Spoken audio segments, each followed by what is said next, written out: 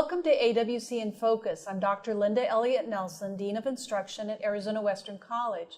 Today we're talking with Fred Croxen, Professor of Geology. Welcome, Fred. Oh, thank you. Yeah, very much. Fred, what classes are you teaching this semester? I'm teaching physical geology. It's our main course we teach. It's introductory to earth science, things like that. And then I'm teaching historical geology, which is sort of the sequel after that. So that's more of an advanced course. It's kind of fun because your students are already prepared. They've already taken physical and things like that.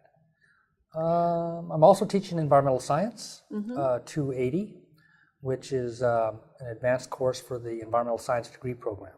Okay. What do students learn in physical geology?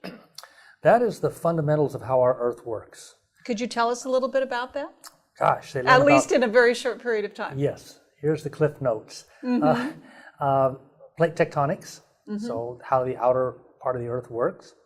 We get into the makeup of the Earth, minerals, and the rocks that come from those minerals. Processes like how weathering and erosion occurs, landforms develop, earthquakes, we talk about seismicity. We get into volcanoes and those processes as well. So they really have a good grasp of how everything connects and works together on our planet. Sounds like a fascinating class. What do you find students enjoy the most about that particular class? Oh, golly. They all have sort of their own little gravity interests. You know, they gravitate towards minerals sometimes. They really like that. Some students really like the study of earthquakes.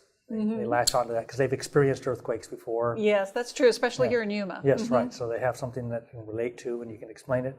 A lot of my stuff I demystify, perceptions. Such as?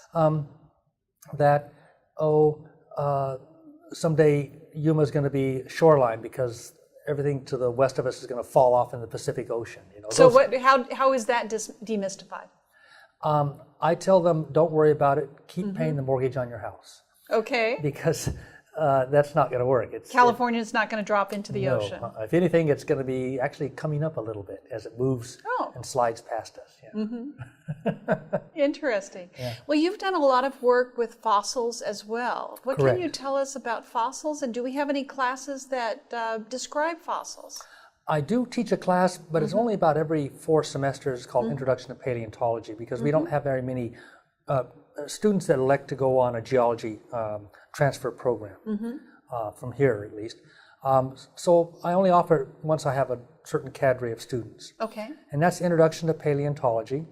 And there we can really sink our teeth into all things from the ancient history of our planet in terms of from a life perspective. So we have a very, very robust fossil collection here. So these students are going to get first access to these collections.